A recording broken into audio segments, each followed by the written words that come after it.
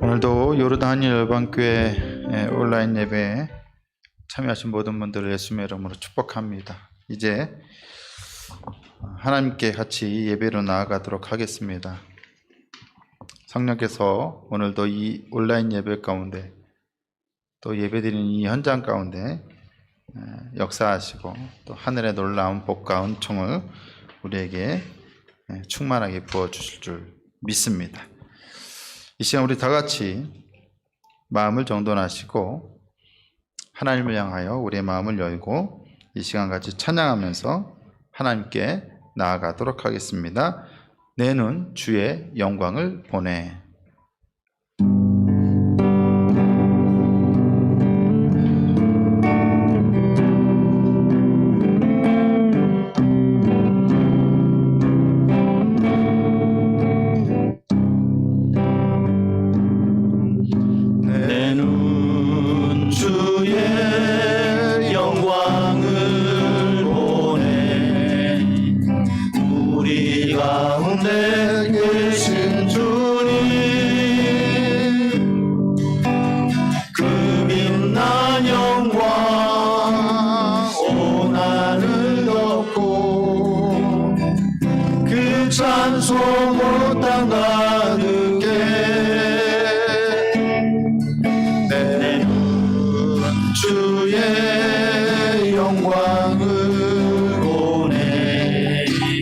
찬송 가운데 서신 주님,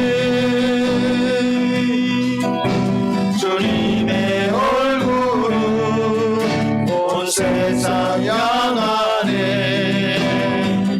원능의 발을 드셨네.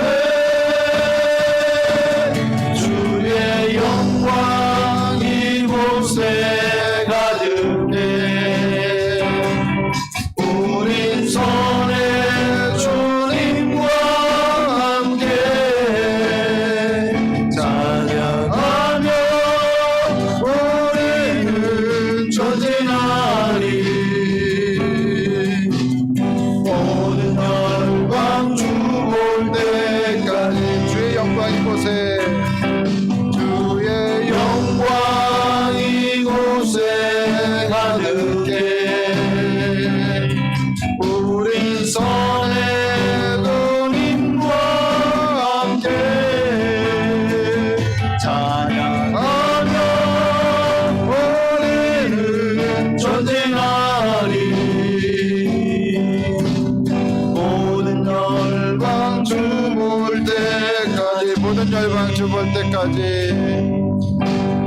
모든 열방 주 볼 때까지.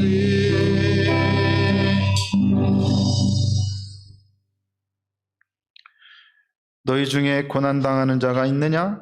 그는 기도할 것이요. 즐거워하는 자가 있느냐? 그는 찬송할지니라. 너희 중에 병든 자가 있느냐? 그를 위하여 기도할지니라. 믿음의 기도는 병든 자를 구원하리니 주께서 그를 일으키시리라. 그러므로 기도하라. 의인의 간구는 역사하는 힘이 큼이니라. 아멘. 세상이 깜깜하여 찬빛을 잃은 것 같은 시기에도 주님을 앙망하며 주께 나아오게 하시니 감사드립니다. 빛을 잃은 것 같은 시대에 오직 주의 말씀과 성령의 능력으로 이 어두운 세상과 우리 심령에 찬빛을 비춰 주시옵소서. 세상을 넉넉히 이길 믿음과 소망을 우리에게 부어 주시옵소서. 예배를 통해 살아계신 하나님의 음성을 듣고 살아계신 하나님의 현존 앞에 서게 하시고 살아계신 하나님의 거룩한 영광과 능력을 보게 하여 주시옵소서. 놀라운 은혜로 우리를 붙드시고 역사하여 주실 줄 믿습니다. 이 시간 말씀이 큰 확신과 능력으로 선포되도록 성령께서 역사하여 주시옵소서. 아멘. 우리의 잠빛과 유일한 소망의 빛이 되시는 예수 그리스도의 이름으로 기원하옵나이다. 아멘. 나는 전능하신 아버지 하나님 천지의 창조주를 믿습니다.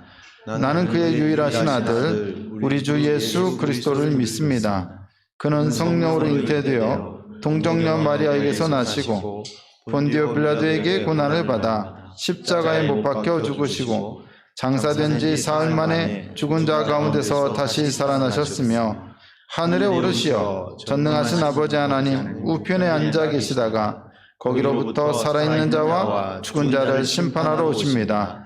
나는 성령을 믿으며 거룩한 공교회와 성도의 교제와 죄를 용서받는 것과 몸의 부활과 영생을 믿습니다. 아멘. 이 시간 다 같이 경배와 찬양으로 하나님께 나아갑니다.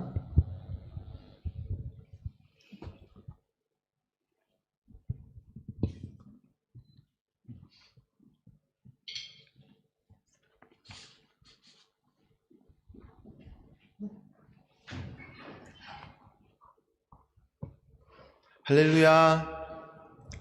오늘 또 예배 가운데 한량없는 은혜를 허락하여 주실 줄 믿습니다. 이 찬양으로 인해 코로나로 지금 어려움 당한 그들에게 위로의 메시지가 전달되기를 원합니다.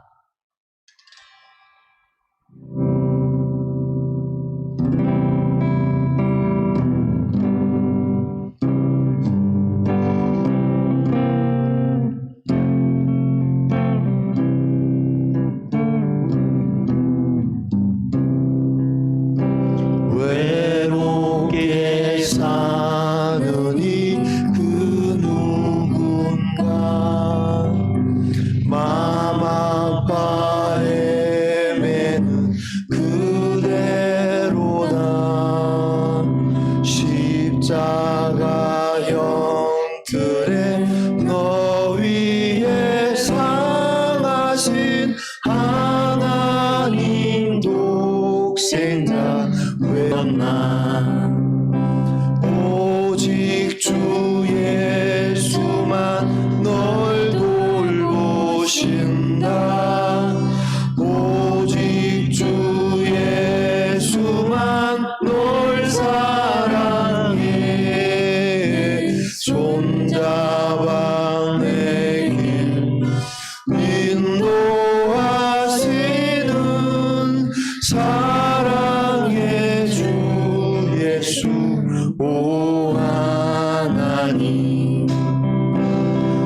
외로워 우느니 그 누군가 친구를 잃으니 그대로다. 모두 널 버려도 내 죄를 속하신 주 예수 참 친구 되셨나. 오직 주 예수만 널 돌보신다. 오직 주 예수만 널 사랑해. 손잡아 내 길 인도하시는 사랑의 주 예수 오 하나님.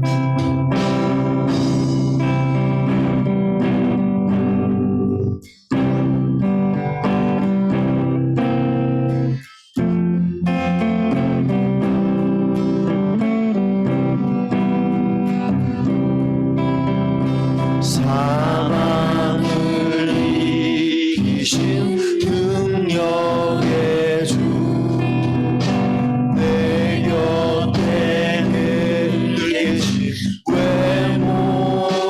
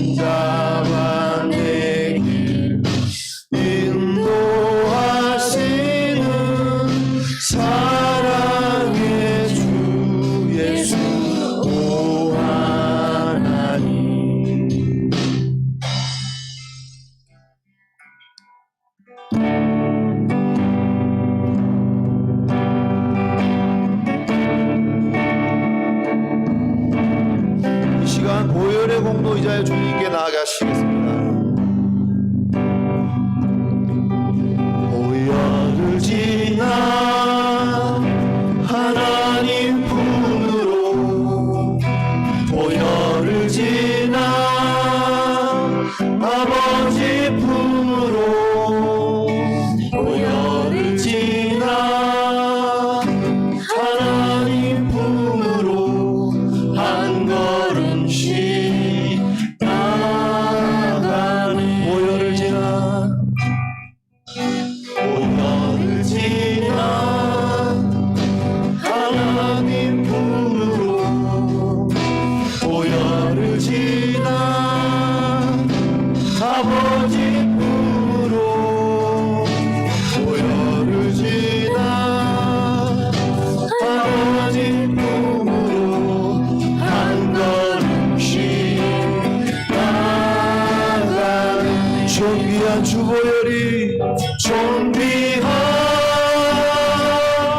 주 보혈이 내 영을 새롭게 하시네. 존귀한 주 보혈이 내 영을 새롭게 하네. 우리 다시 한번 고백하십니다. 보혈을 지나 보혈을 지나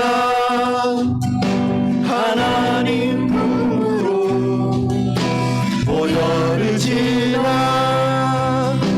아버지 품으로 보혈을 지나 하나님 품으로 한 걸음씩 나가네. 존귀한 주 보혈이 내 영을 새롭게 하시네. 존귀한 주 보혈이 내 영을 새롭게 하시네. 존귀한 주 보혈이 존귀한 주 보혈이 내 영을 새롭게 하시네. 존귀한 주 보혈이 내 영을 새롭게 하네. 내 영을 새롭게 하네. 내 영을 새롭게 하네.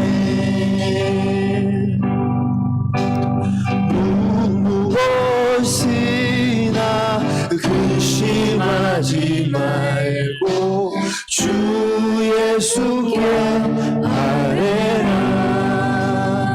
우리 힘차게 찬양하시면서 주님 품에 우리 마음의 근심을 내려놓겠습니다.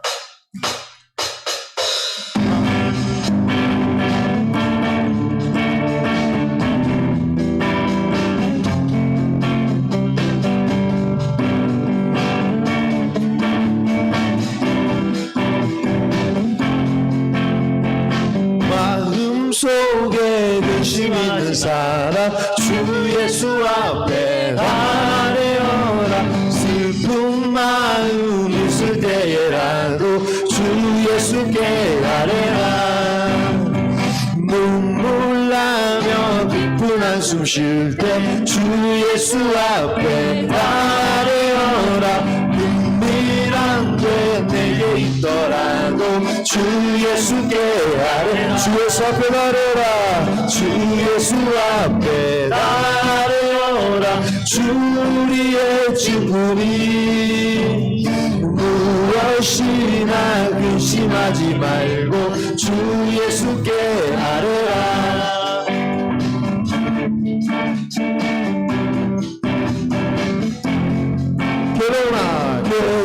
괴로움과 두려움 있을 때에 주 예수 앞에 아뢰어라. 내일 일을 염려하지 말고 주 예수께 아뢰라. 죽음 앞에 겁을 내는 자요 죽음 앞에 겁을 내는 자요 주 예수 앞에 나아래어라 하늘나라 바라보는 자요 주 예수께 아뢰라 주 예수 앞에 주 예수 앞에 나아래어라 주 우리의 친구니 무엇이나 근심하지 말고 주 예수께 아뢰라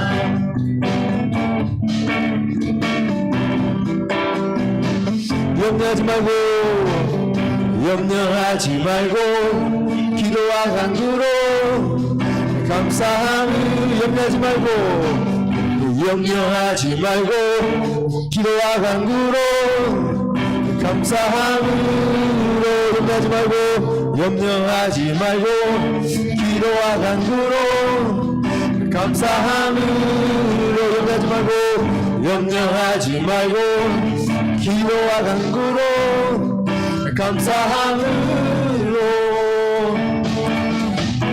주 예수 앞에 아뢰어라 주 우리의 친구니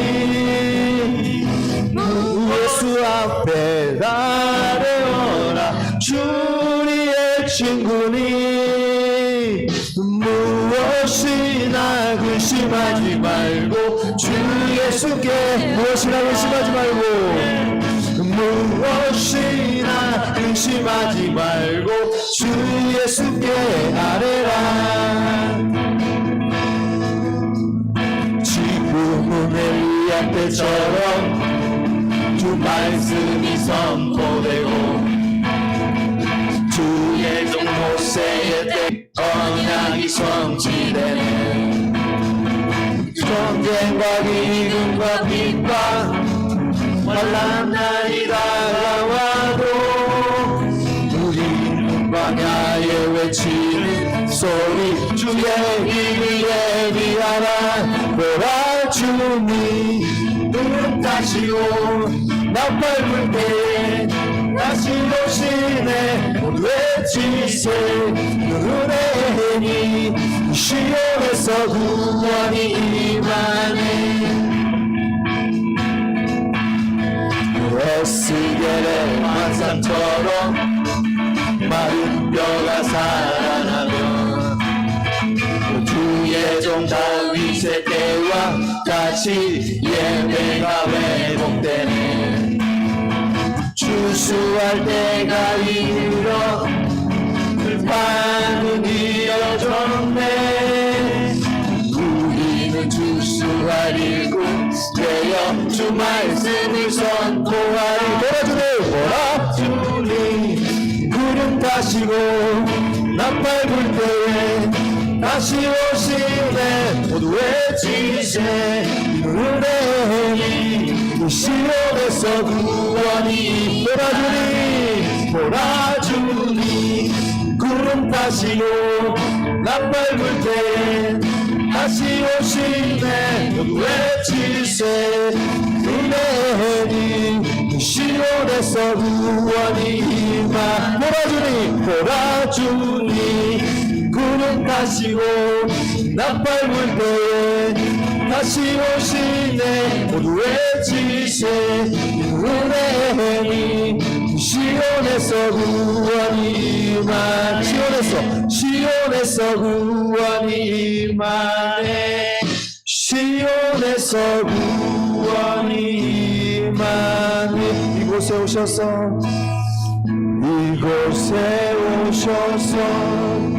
이곳에 앉으소서 이곳에서 드리는 예배를 받으소서 주님의 이름만이 오직 주의 이름만 이곳에 있음 이곳에 오셔서 이곳에 앉으소서 이곳에서 드리는 예배를 받으소서 주님의 이름이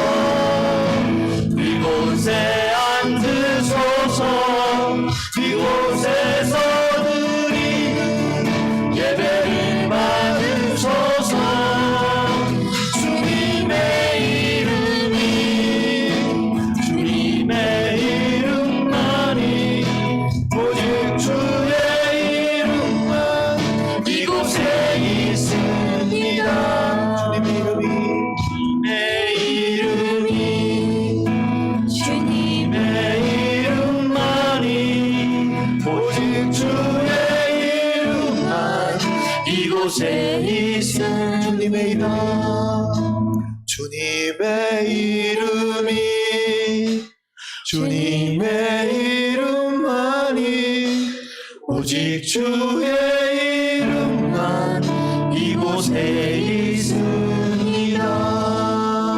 이 시간 다 같이 기도하실 때에 오늘 예배 가운데 하나님 한량없는 은혜를 허락하여 달라고 예배하는 각 초소마다 하나님 함께 임재하여 주셔서 더 큰 은혜를 허락하여 달라고 세우신 목사님에게 기름 부으셔서 능력의 말씀 배우게 하여 달라고 이 시간 주여 삼창하시고 기도하시겠습니다. 주여 주여 주여 이곳에 아버지 하나님 이 시간 저희 예배 초소마다 임재하여 주셔서 하나님 은혜를 허락하여 주옵소서.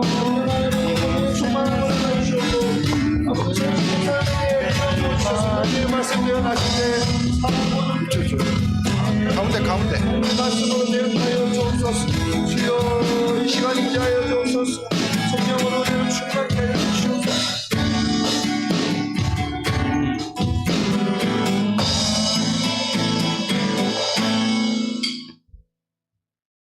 하나님의 은혜를 감사합니다.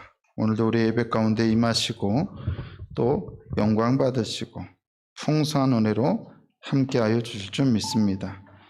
오직 주님만 이곳에 임하시고 우리의 예배를 받아 주시옵소서. 모두의 간절한 바람처럼 비록 온라인 예배로 비대면 예배를 드리지만 하나님만 바라는 대면 예배가 되게 하여 주시옵소서.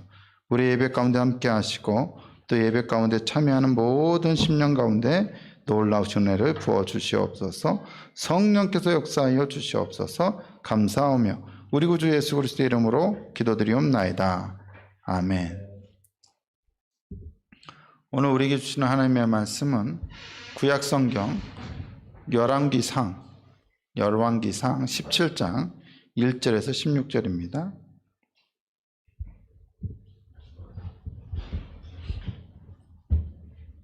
구약 성경 열왕기상 17장 1절에서 16절 말씀 보겠습니다. 읽겠습니다. 길르앗에 우거하는 자 중에 디셉 사람 엘리야가 아합에게 말하되 내가 섬기는 이스라엘의 하나님 여호와께서 살아계심을 두고 맹세하노니 내 말이 없으면 수년 동안 비도 이슬도 있지 아니하리라 하니라.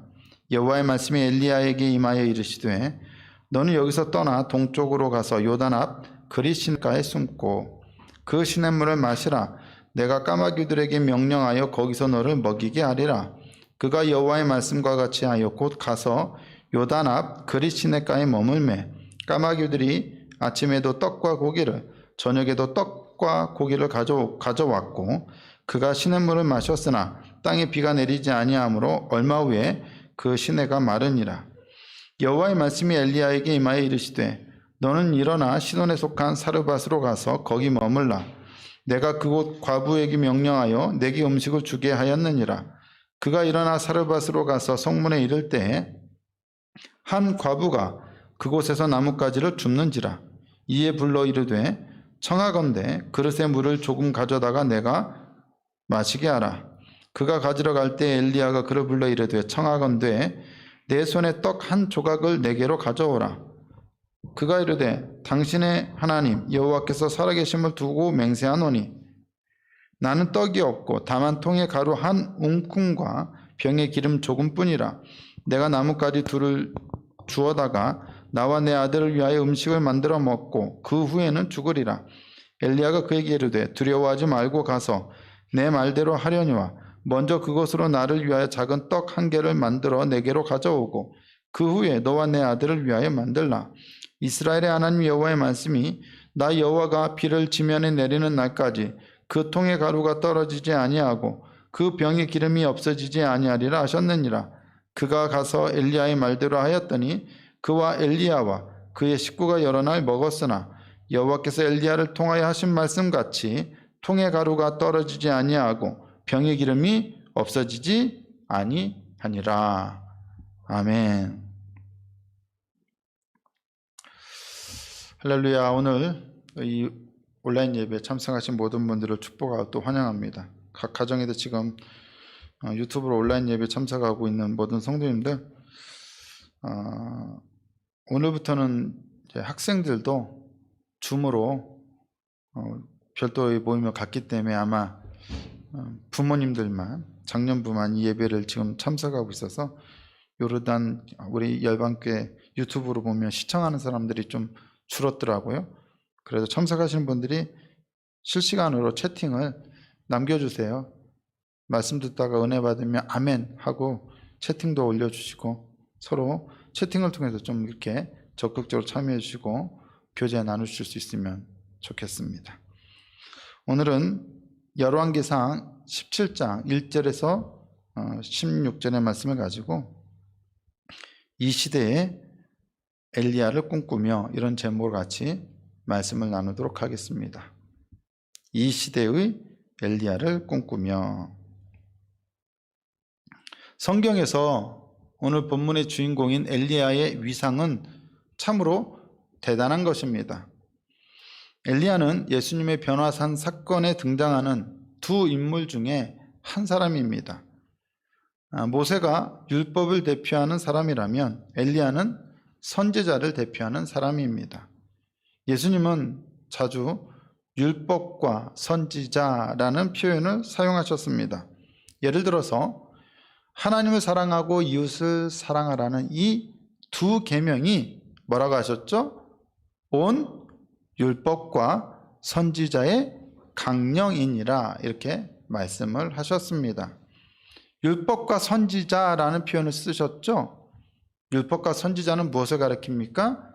바로 구약성경 전체를 가리키는 표현입니다. 그 중에 선지자는 구약성경의 큰 축이 율법과 선지자인데 그 중에 한 축을 담당하고 있고 그 한 축의 대표자가 바로 다름 아닌 엘리야인 것입니다. 엘리야는 그만큼 성경에서 대단한 위상을 차지하고 있는 큰 인물입니다. 엘리야는 선지자의 표상, 모델, 원형으로 인정되는 사람입니다. 이것이 엘리야가 성경에서 차지하고 있는 위상인 것을 우리는 확인할 수가 있습니다.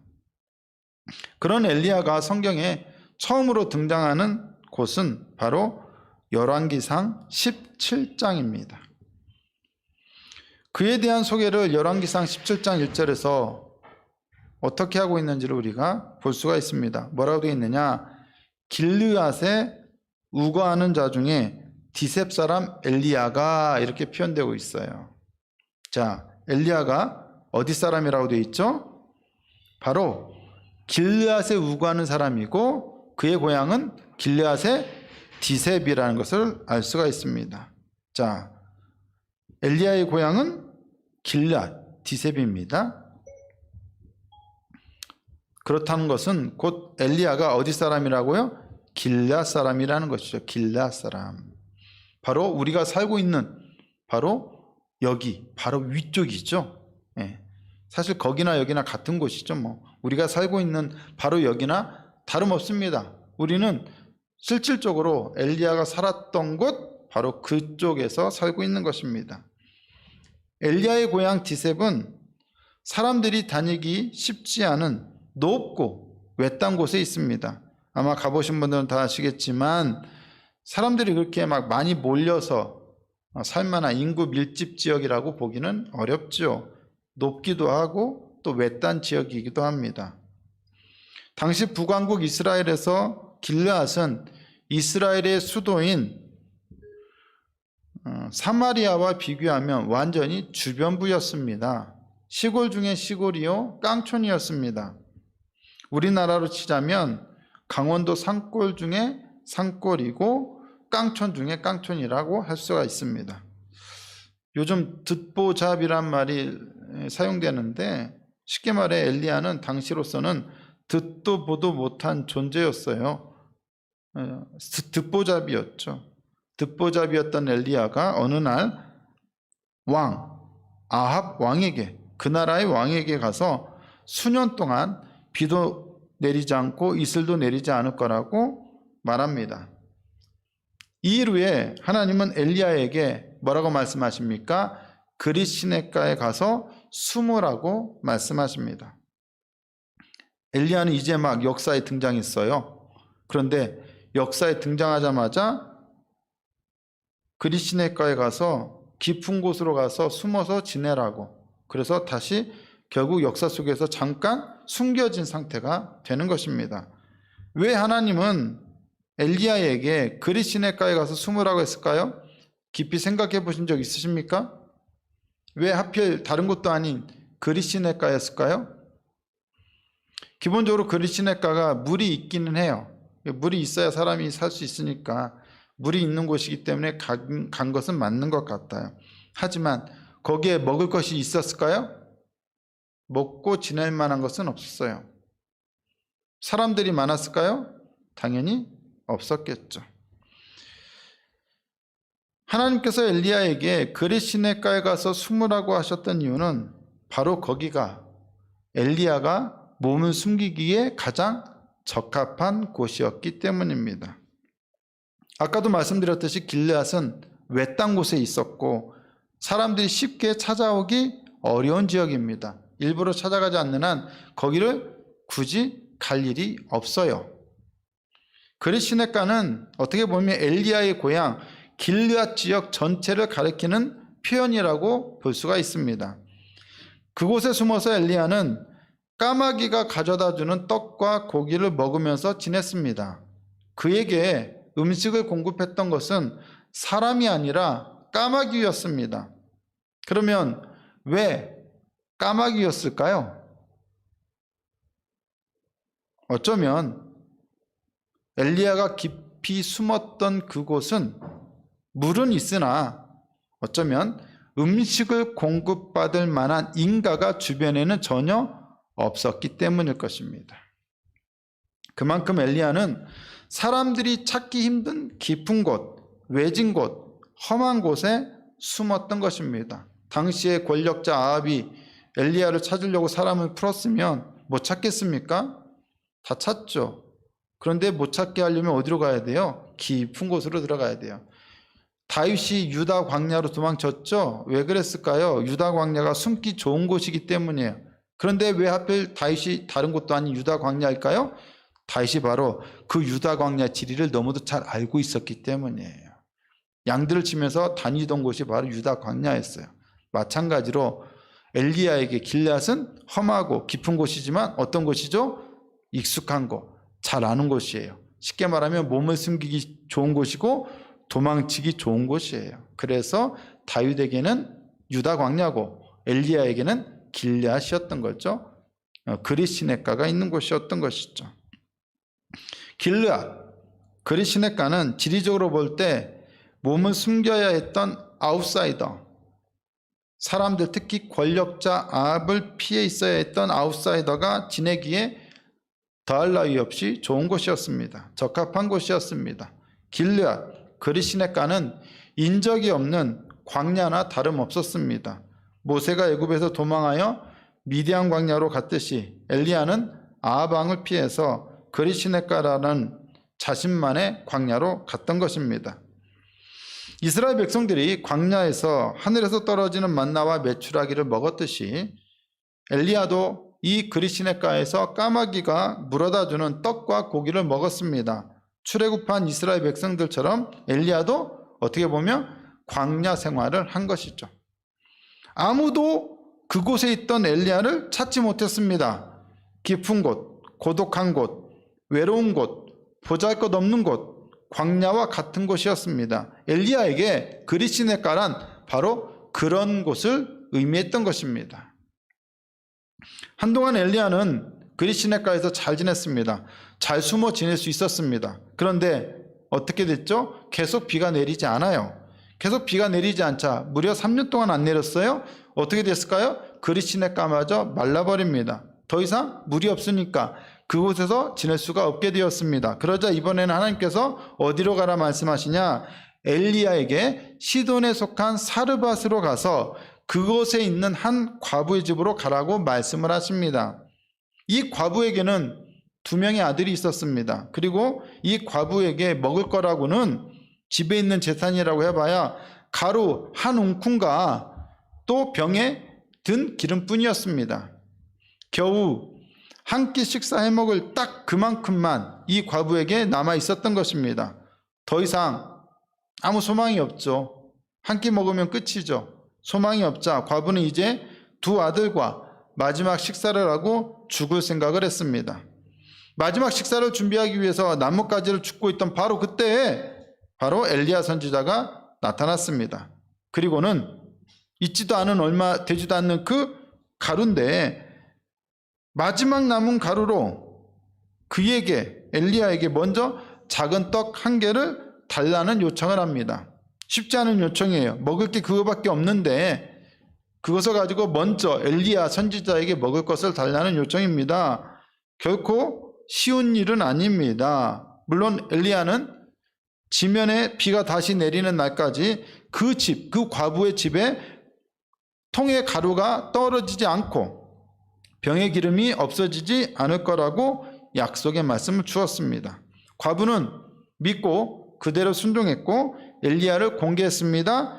그리고 엘리야의 말대로 비가 내리는 그날까지 그 과부의 집에 통에 가루가 떨어지지 않았고 병의 기름이 떨어지지 않았습니다. 그리 시냇가에서 숨어 지내던 엘리야가 몸을 옮긴 곳은 다른 곳이 아닌 고사 직전에 가난한 한 과부의 집이었습니다. 떡과 고기를 물어주던 까마귀가 가난한 과부로 바뀌었을 뿐 궁색한 형편인 것은 매 한 가지였습니다. 이왕 선지자를 좀 피하라고 했으면, 목사님을 피하라고 했으면 좀 있는지, 먹을 것도 좀 든든하고 좀 풍성한, 재산이 풍성한 집으로 가서 거기서 좀 쉬어라, 거기서 좀 지내라, 숨어 지내라 했으면 목사도 불편하지 않고, 즉 선지자도 마음이 불편하지 않고 대접하고 공개하는 사람도 그렇게 어려움을 느끼지 않았을 겁니다. 제가 예전에 새벽 예배 마치고, 예전 성비동 교회에서 새벽 예배 마치고 기도 다 끝내고 올라오니까 한 집사님 부부가 기다리고 계셔요. 기다리고 계시다가 저에게 하나님께서 그런 마음을 주셨어요 하면서 저에게 봉투를 내밀어요. 목사님께 드리라고 했다면서 봉투를 내밀어요. 근데 제 마음이 어땠을까요? 결코 마음이 편하지 않았습니다. 왜 그런가? 제가 그 집 사정을 너무 잘 알거든요. 어려운 가정이에요. 저한테 그런 거 주지 않아도 어려운 가정이에요. 제가 그것을 받기가 너무 민망해요. 송구해요. 못 받겠어요. 그런데도 하나님께서 주신 마음이래요. 받으래요. 그래서 나중에 그것을 받아가지고 딴 데 쓸 수가 없어가지고 말씀 열심히 준비하라는 뜻으로 알고 나중에 뭐 엄청 많은 돈은 아니었기 때문에 주석 한 지를 사는데, 주석 한 질이 그 당시에 100만 원 정도 되는 거였거든요. 그런 돈은 없으니까 저렴하게 제 돈 좀 더 보태서 중고로 주석 한 질을 사가지고 지금도 잘 갖고 있고 설교할 때 가끔 참고하고 있습니다. 여러분, 마음이 얼마나 불편해요. 그런 집에 가라니. 그런데 하나님께서 하필이면 딴 것도 아닌 그런 가난한 과부의 집으로 가라고 하는 거예요. 솔직히 저에게 만약에 어디 가서 밥을 얻어 먹으러 가면, 일반 성도님들 가서 가정 가서 밥 얻어 먹으라고 하면 그래도 뭐 죄송하지만 밥 한 끼 주는 거야 뭐 성도님도 어렵지 않으니까 뭐 없는 반찬에도 얻어 먹기가 편한데, 만약에 난민들 가정 가가지고 밥 얻어 먹으러 가면 마음이 편하겠어요? 엄청 불편하죠. 까마귀가 사람이 되긴 했지만 이 사람도 별로 가진 게 없는 가난한 한 과부예요. 궁핍한 게는 매 한 가지예요. 그리 시냇가가 지리적으로 고독하고 황량하고 광야 같은 곳이라면 가난한 과부의 집은 경제적으로 황량하고 광야 같은 곳입니다. 엘리야가 이처럼 몸을 의탁했던 곳은 누구나 가고 싶어하는 곳, 누구나 선망하는 그런 곳이 결코 아니었다는 점에 우리가 주목할 필요가 있습니다. 오히려 아무도 알아주지 않는 곳, 아무도 찾기 쉽지 않은 곳, 외딴 곳, 험한 곳, 보잘것없는 곳, 연약한 곳이었습니다. 중심이 아니라 주변부였고, 인사이드가 아니라 아웃사이드였고, 조명받는 곳이 아니라 무시받는 곳이었습니다. 엘리야 하면 사람들이 가장 먼저 떠올리는 건 무엇일까요? 당연히 갈멜산에서의 승리일 것입니다. 정말로 위대한 승리죠. 어마무시한 승리죠. 하늘에서 떨어진 강력한 불로 그 제단이 태워졌고, 무려 몇 대 몇으로 싸웁니까? 850대 1로 싸웠는데 지지 않고 이깁니다. 그리고 그의 엄청난 용기와 결단, 그리고 장엄하고 위대한 승리가 주어졌던 곳입니다. 가라고 하면 어디로 가시겠어요? 갈멜산으로 가시겠어요? 길르앗으로 가시겠어요? 갈멜산으로 가시겠어요? 가난한 사르밧 과부의 집으로 가시겠어요? 여러분 어디죠? 말할 것도 없죠. 이스라엘 역사에서 이처럼 유쾌하고 상쾌하고 통쾌한 승리가 또 있을까 싶을 정도로 10년 아니라 100년 묵은 채증이 확 내려가는 시원한 느낌을 주는 정말로 대단한 승리입니다. 엘리야는 불과 같은 선지자였습니다. 엘리야는 정말로 불의 사람이었어요. 강력하죠. 하늘에서 내려온 불이 그의 제단을 태웠고, 하늘에서 내려온 불이 그를 잡으라고 보낸 왕의 군사들을 태웠고, 마지막 순간에는 불병거와 불시레를 타고 하늘로 올라갔습니다. 엘리야와 불은 참 밀접하죠. 엘리야 자체가 어떻게 보면 불이었어요. 강력한 불이었어요. 위대한 능력이었습니다. 위대한 선지자였습니다. 엘리야는 승리의 사람이었고, 능력의 사람이었고, 불의 사람이었습니다. 강력한 불을 받는다면 얼마나 좋겠어요. 여러분 모두가 엘리야처럼 불 받는 불과 같은 영성의 사람이 되기를 축복합니다. 여기 앉아 계신 분들 먼저 불 받으세요. 할렐루야.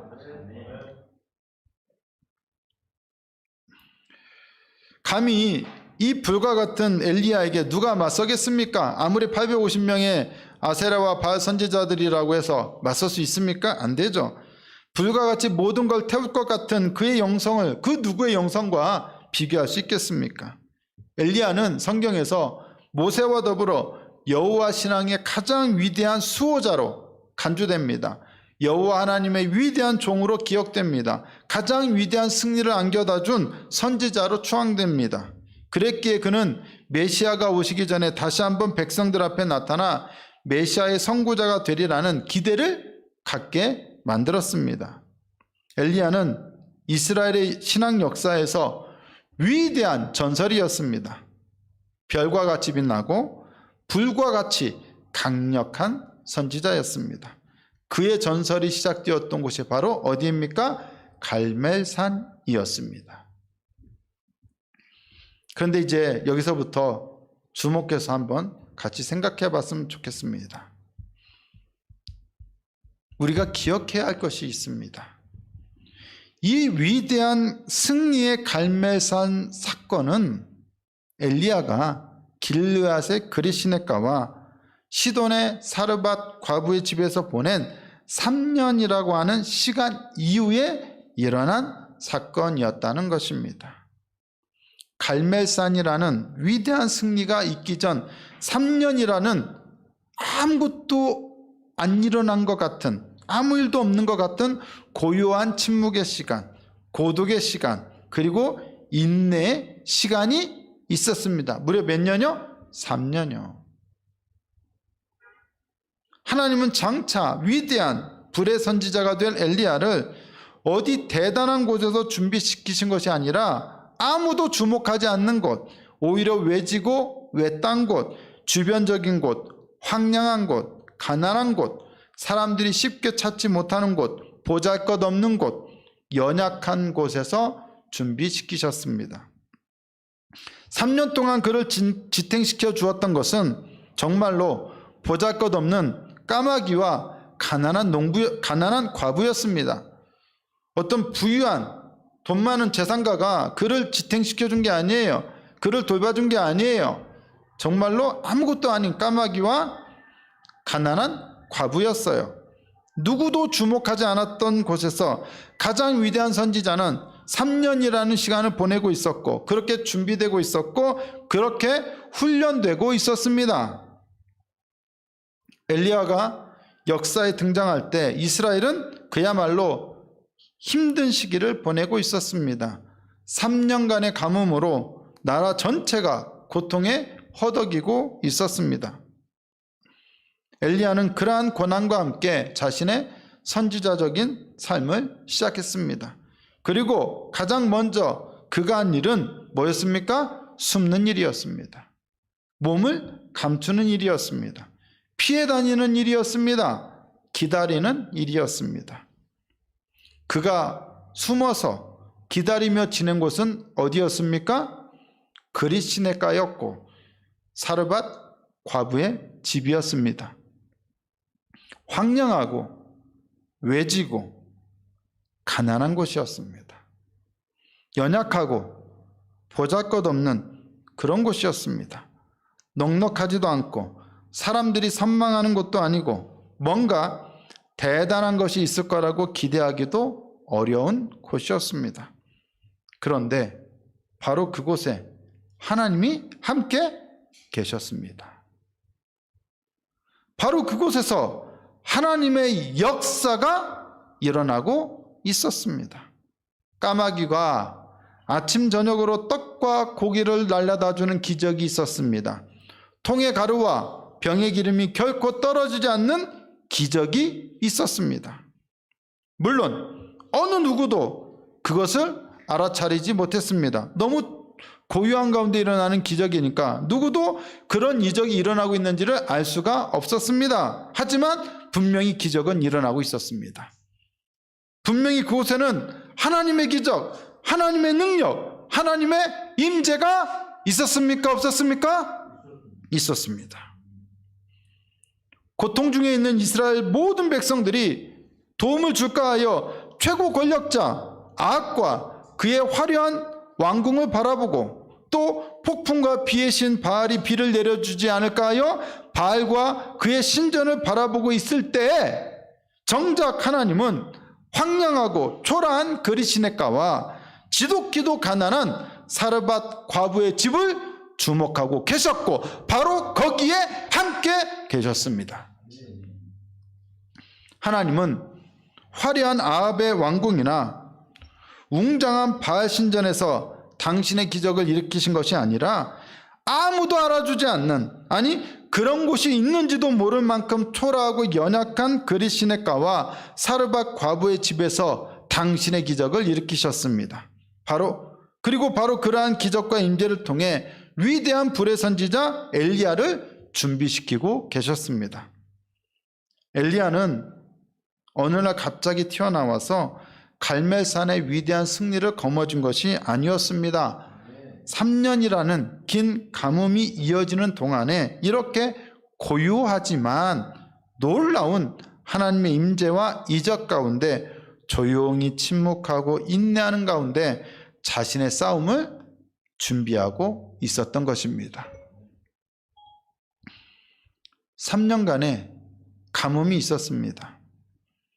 당연히 너무도 힘들고 어려운 시기입니다. 지난한 시기입니다. 많은 사람들이 어마어마한 고통을 겪었습니다. 정말로 많은 사람들이 괴로워하는 시간이었습니다. 그렇다면 지금 우리는 어떻죠?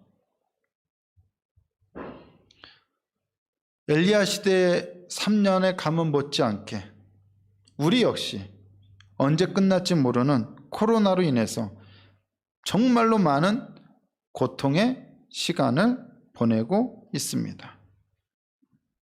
우리에게도 가뭄의 시간이 찾아왔습니다. 큰 고통과 어려움이 찾아왔습니다.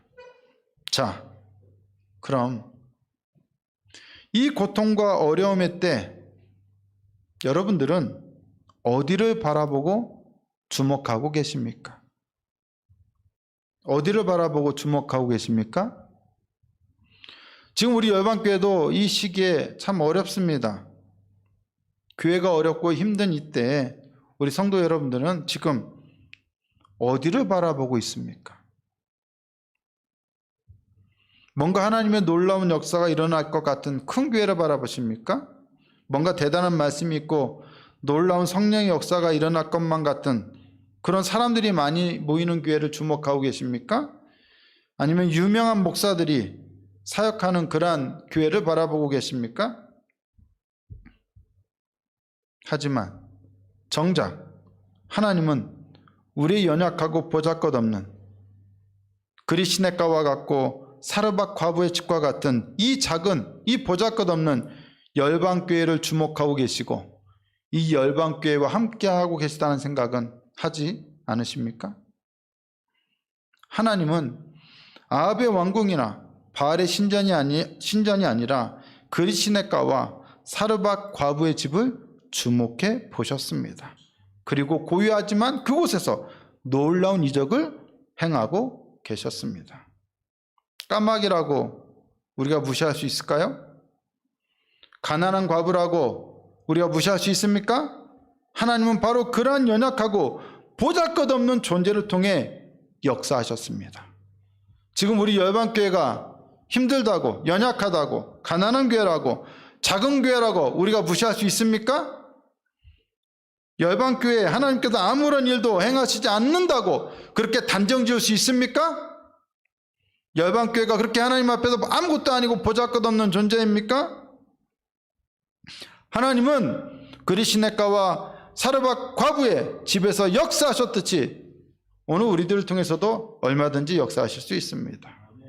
하나님은 까마귀를 통해서 열방교회를 먹이실 것이며 가난한 과부와 같은 사람을 통해서 열방교회를 얼마든지 세우실 것입니다.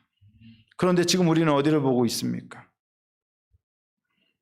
우리에게 도움을 줄 만한 혹은 우리가 선망할 만한 그러한 교회나 그러한 사람을 보고 있지는 않습니까? 아닙니다. 그것은 틀렸습니다. 우리가 바라봐야 할 곳은 다른 데가 아니라 그리 시냇가입니다. 길르앗입니다. 황량한 사막 근처에 있는 길르앗입니다. 사막 변방의 길르앗입니다. 바로 우리가 있는 이곳, 우리가 살고 있는 이 요르단 앞만, 바로 우리 요르단 한인 열방교회가 우리가 바라봐야 할, 주목해야 할 곳입니다. 우리의 문제는 우리가 그리 시냇가에 있는 길르앗처럼 사막 변방의 황량한 곳에 있다거나 사르밧 과부처럼 가난하다는 것이 아니라 바로 이 보잘것없고 연약한 곳에 하나님의 놀라운 이적과 능력과 임재가 함께하고 있다는 것에 전혀 주목하지 못한다는 것입니다. 교회가 어려워지면 자꾸 사람들이 그 교회가 가지지 못한 것을 가진 사람이나 교회를 바라보려고 합니다. 이상하죠? 작은 교회는 큰 교회만을 바라봅니다. 거기에는 뭔가 좋은 것, 넉넉한 것, 풍성한 것, 뭔가 대단한 것이 있을 거라고 하는 막연한 기대를 갖습니다. 그리고 보잘것없는 우리 열방교회 같은 이 작은 교회에 뭐 선한 것이 나오겠나 하고 생각하기도 합니다. 그런데 아닙니다. 그것은 잘못된 생각입니다. 틀린 생각입니다. 하나님은 바로 이 보잘것없는 교회와 함께 하십니다. 그리 시냇가에서 엘리야와 함께 하셨고 사르밧 과부의 집에서 함께 하셨듯이 하나님은 요르단 한인 열방교회 이 보잘것없고 연약한 교회와 반드시 함께 하십니다. 이 교회에 당신의 임재를, 당신의 능력을 나타내 보이시기 원하십니다. 위대한 승리를 얻기까지 엘리야는 보잘것없는 그리 시냇가와 사르밧 과부의 집에서 3년이라는 시간을 보냈습니다. 정말 아무것도 없는 그곳에서 그는 그와 함께하는 하나님의 임재와 능력을 체험하며 보냈습니다. 그랬기 때문에 그는 갈멜산의 위대한 승리를 이후에 이뤄낼 수 있었던 것입니다. 이것이 바로 하나님께서 일하시는 방식입니다. 갑자기 불을 내려주시는 방식이 아니라 3년이라는 시간을 아무것도 없는 연약한 곳에서 보잘것없는 곳에서 함께하는 방식을 통해서 하늘에서 내려오는 불을 준비하고 계셨던 것입니다. 하나님은 보잘것없는 이런 곳에서 우리를 끄집어내서 뭔가 대단한 것이 있을 만한 곳으로 우리를 보내시는 것이 아니라 오히려 광야 같은 곳으로, 황량한 곳으로, 그리 시냇가 같은 곳으로, 사르밧 과부의 집 같은 곳으로, 요르단 같은 곳으로, 암만 같은 곳으로, 요르단 한인 열방교회 같은 곳으로 우리를 이끄십니다. 그리고 바로 여기에서 우리를 훈련시키시고 하나님의 임재를 체험하게 하시고 이적을 체험케 하시고 때를 기다리게 하십니다. 믿어주시면 아멘. 어떤 사람들은 우리에게는 떡과 고기를 가져다 물어다 주는 까마귀가 없는데요. 우리에게는 가루가 떨어지지 않는, 없어지지 않는 통과 기름이 떨어지지 않는 병이 없는데요. 여러분, 과연 그럴까요? 누가 우리 교회에 떡과 고기를 날라다 줄 까마귀이겠습니까? 누가 떨어지지 않는 통과 병을 가진 가난한 과부이겠습니까? 바로 믿음을 가진 사람들입니다. 바로 우리들입니다. 믿음만 가진다면 우리가 바로 고기와 떡을 날라다 줄 까마귀가 될 수 있습니다. 주변의 어려운 선교사 가정이나 어려운 난민 가정에, 그리고 어려운 형편에 처한 우리 교회 공동체에 고기와 떡을 날라다 줄 수 있는 사람은 바로 우리 자신들입니다. 기억해야 합니다. 헌신 없이 기적은 결코 일어나지 않습니다. 제가 늘 마음에 품고 염려하고 또 기도하고 있는 것 중에 하나는, 개인적인 얘기라 좀 송구합니다만, 제가 늘 기도하는 기도 제목 중에 하나는 우리 집사람의 손입니다. 이상하게 우리 어머니가 평생을 주부 습진 때문에 고생하셨는데, 이상하죠? 우리 어머니 딸도 아니고 며느리가 그것을 똑 닮았어요. 솔직히 제가 우리 집사람을 연애하면서 이렇게 좋아하게 된 계기 중에 하나는, 처녀 시절에는 굉장히 건강해 보였거든요. 진짜 에너자이저 같은 느낌이 있었고 건강해 보여서 평생 같이 목회하면서 도와주는 그런 체력은 좋겠구나, 이런 생각이 들었어요. 근데 결혼해서 막상 살아보니까 그렇게 체력도 안 좋고 아주 건강한 체질도 아니더라고요. 특히 손이 문제예요. 집안일을 많이 하니까 당연히 손이 계속 습진이 있는 거예요. 주부 습진이. 손이 갈라지고 막 벗겨지고, 손이 보기에 어떤 때는 정말 안쓰러워요. 제가 그것을 위해서 계속 기도해 오지 않았겠습니까? 하나님께서 응답하셨을까요? 안 하셨을까요? 하나님께서 응답하셨습니다. 당연히 응답하시죠. 하나님이 놀라운 기적을 베푸셨어요. 우리 하나님께서. 믿으십니까? 근데 어떤 기적을 베푸셨을까요? 하나님께서 어떤 기적을 베푸셨을까요?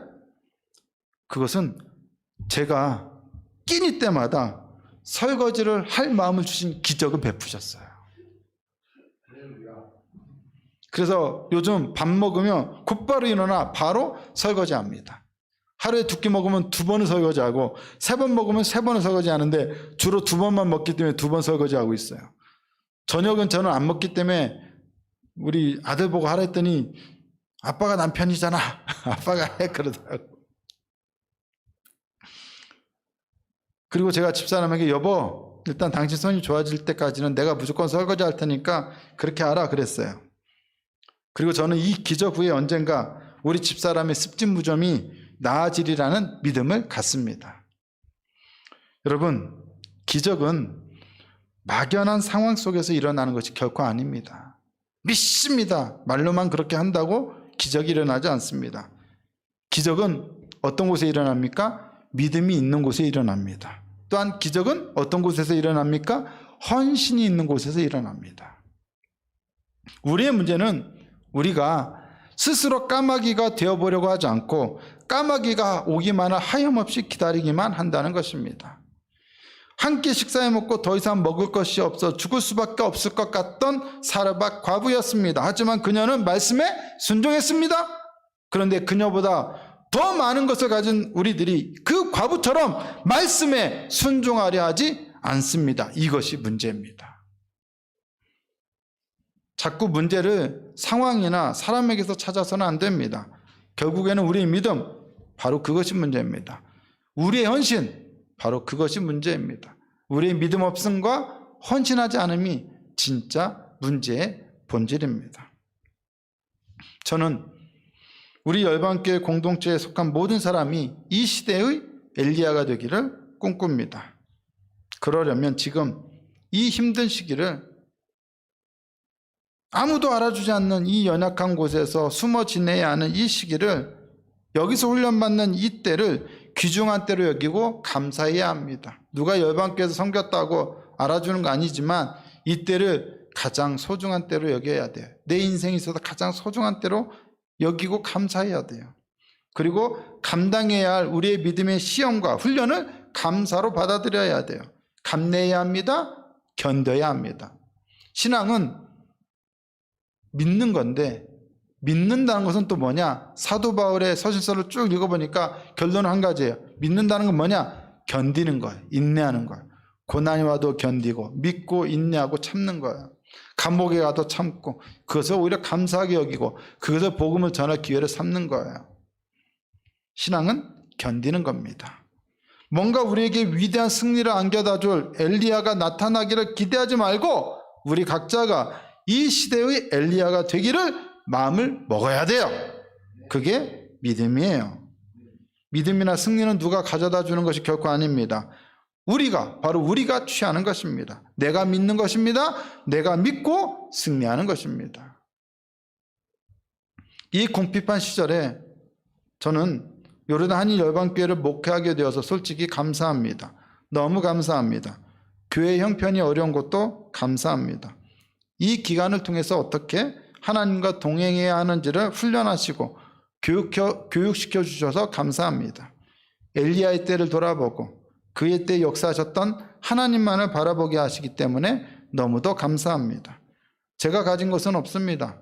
엘리야와 같은 능력도 없습니다. 하지만 하나님은 말씀을 주셨고 저에게 여전히 말씀하고 계십니다. 또한 우리 공동체에도 말씀하고 계십니다. 그래서 감사합니다. 여러분들은 어떻습니까?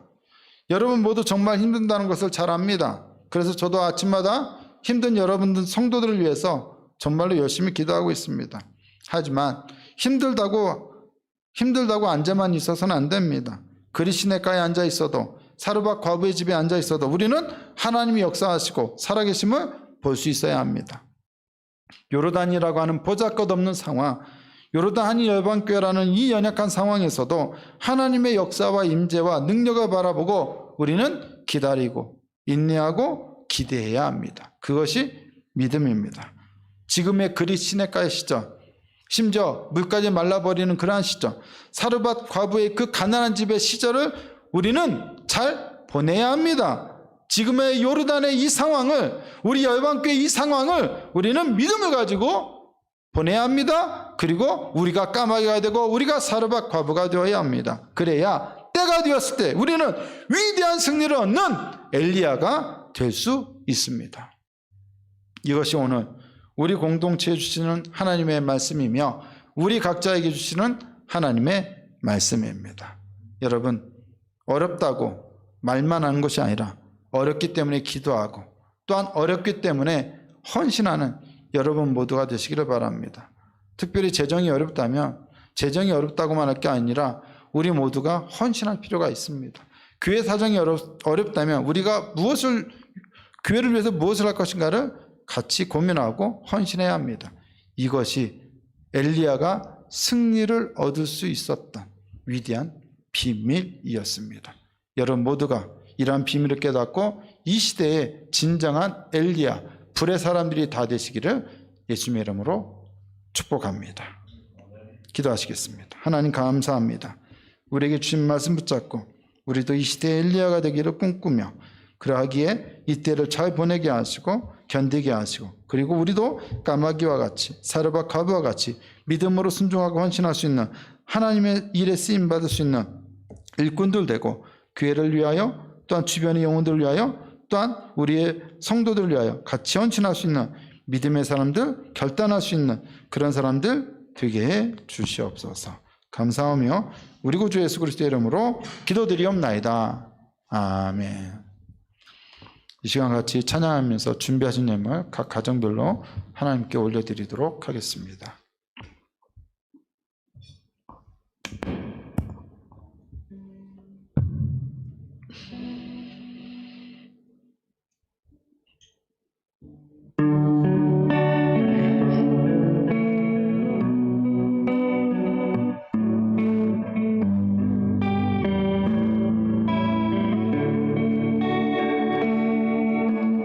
내게 있는 양육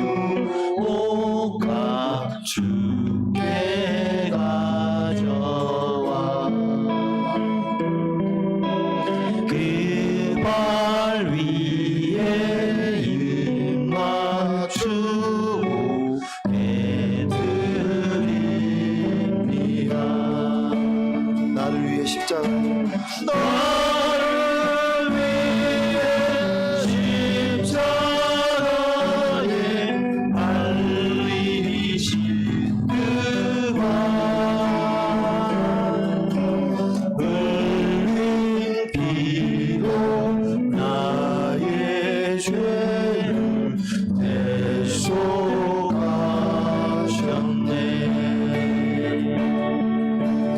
내게 있는 양육목 주께 가져와 그 발 위에 맞추고 깨드립니다.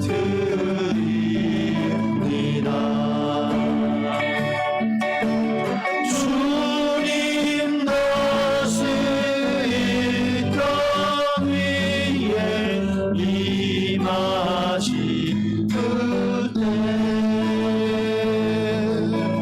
주의 크신 사랑으로 날 받아주소서.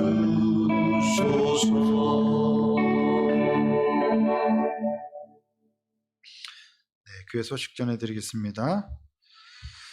지금 지난주에 목요일인가요? 먼저 요르단이 열방교 온라인 예배에 참석하신 모든 분들을 예수님의 이름으로 사랑하고 또 환영하고 축복합니다. 각 가정에 하나님의 크신 은총이 언제나 함께 하시고 또 코로나 바이러스 기간에 모두가 안전하고 건강하실 수 있기를 축복합니다.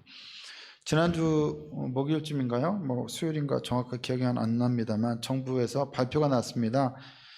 대면 예배가 가능해졌습니다. 레스토랑, 모스크, 교회 다 오픈이 가능해졌는데 지금 확진자가 계속 증가하고 있는 중에 있어서 지금 모이는 것이 과연 괜찮을까 싶은 생각이 들어서 일단은 이번 주까지는 비대면 예배로 온라인 예배로 드렸고요. 또 다음 주에는 어떻게 할지 주중에 상황을 보고 결정해서 공지하도록 하겠습니다. 마음 같아서는 정말로 대면 예배로 모여서 같이 예배를 드리고 싶은 마음은 굴뚝입니다. 그러려면 여러 가지가 좀 이 국내적 이 요르단의 상황이 뒷받침이 되어야 하는데 지금 계속 너무도 제어할 수 없을 정도로 사태가 악화되고 있어서 좀 상황을 좀 지켜보고 어떻게 대면 예배를 드릴지 아니면 비대면 예배를 드릴지 고민해보고 같이 논의한 후에 여러분들 모두에게 공지하도록 하겠습니다. 오늘부터 계속 지난주부터 9시 반에 우리 주일학교에서 줌으로 예배를 드리고 있고요. 학생부는 오늘부터 줌으로 금요 예배 모임을 갖기 시작했습니다. 우리 주일학교와 학생부에서도 계속 쉬지 않고 이렇게 모임을 끊지 않고 계속 아이들 지도와 양육을 위해서 애쓰고 있어요. 그래서 우리 주일학교 유영선 전도사님과 학생부 또 여민상 목사님이 바쁜 중에도 꼭 애들을 위해서 사랑하는 마음으로 정말 귀하게 섬겨주고 계시거든요.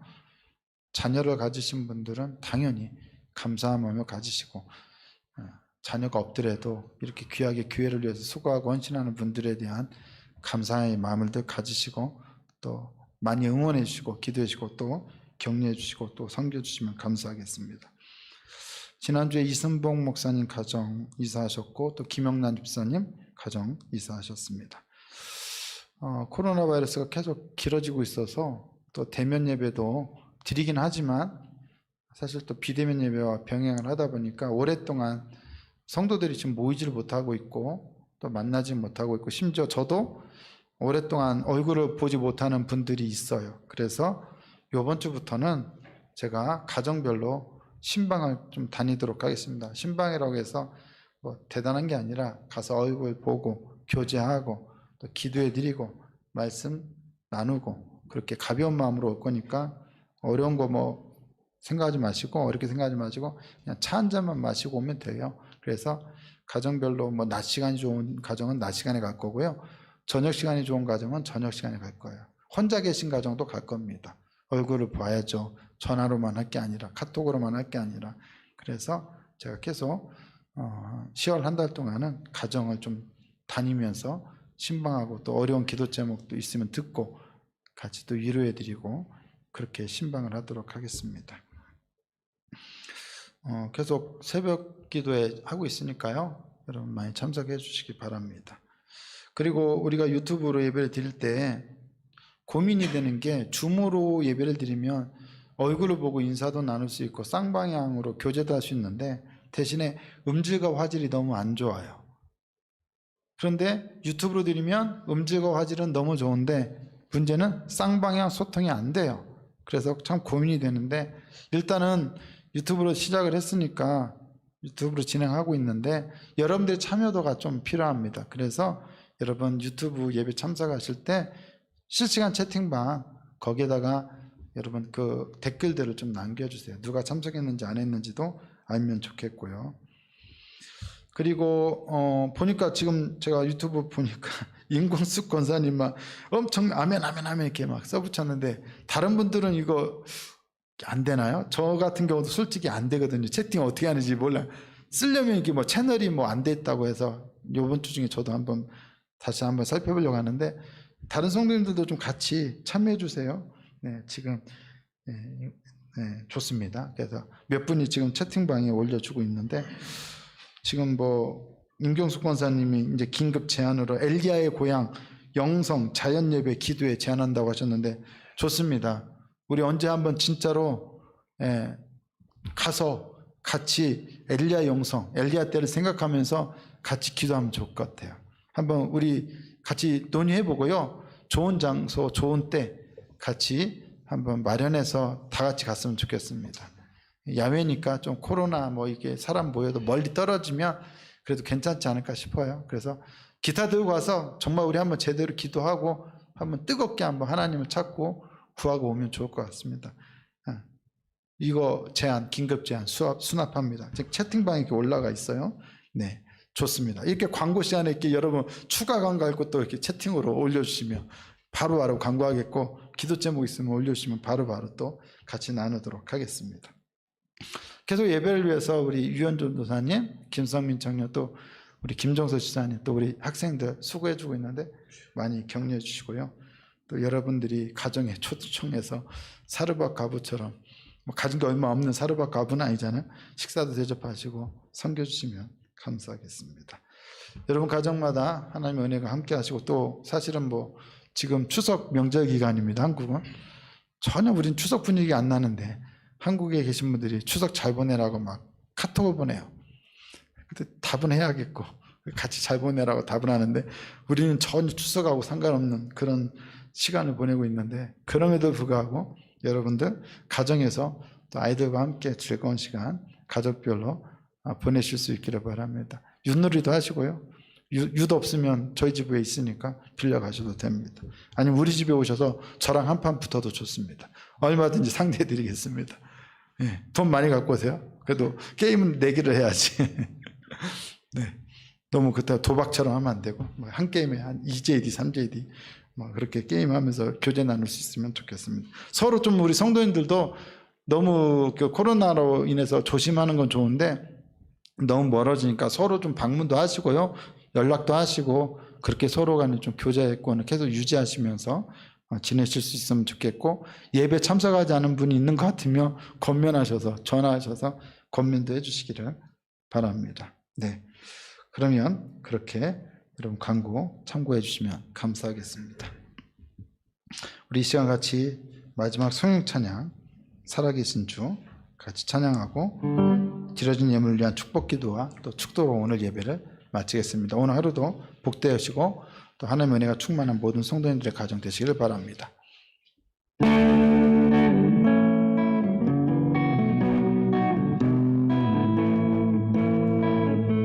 주 하나님 독생자 예수 날 위하여 오시네 내 모든 죄 다 사하신 위에서 부활하신 나의 구세주 살아계신 주 나의 참된 소망 걱정 근심 전혀 없네 사랑해 주네 갈 길은 더하니 내 모든 삶의 가품 늘 충만하네 살아계신 주 나의 참된 소망 걱정 근심 전혀 없네 사랑해 주네 갈 길은 더하니 내 모든 삶의 가품 늘 충만하네. 기도하시겠습니다. 하나님 감사합니다.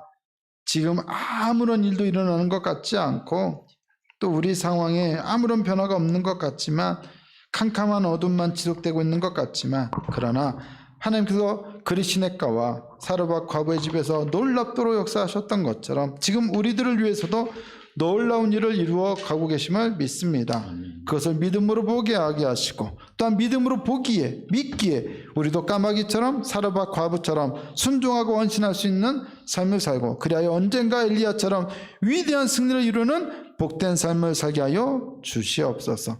오늘도 주님의 은혜에 감사하여 각 가정별로 하나님 앞에 귀한 예물을 올려드립니다.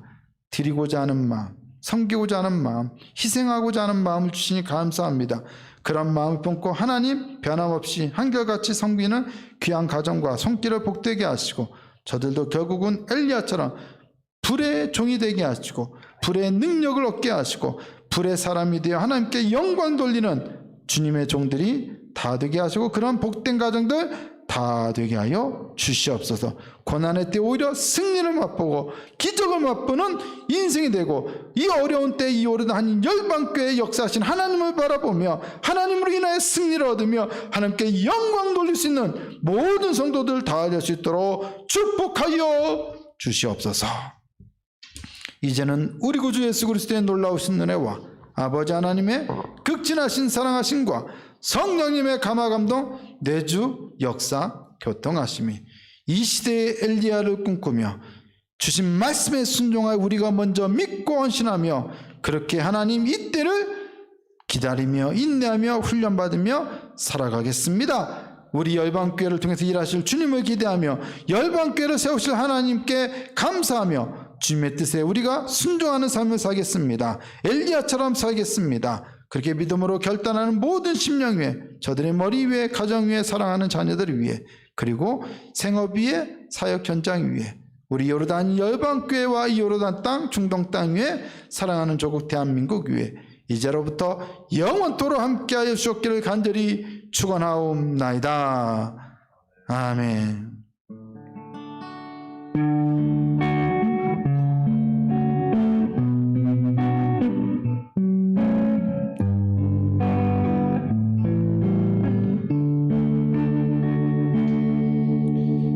감사합니다. 예배를 마쳤고요. 같이 또 교직하는 차원에서 카톡방에다가 이렇게 남기시면서 인사말 남기시고 퇴장하시면 되겠습니다. 수고하셨습니다. 감사합니다. 축복합니다.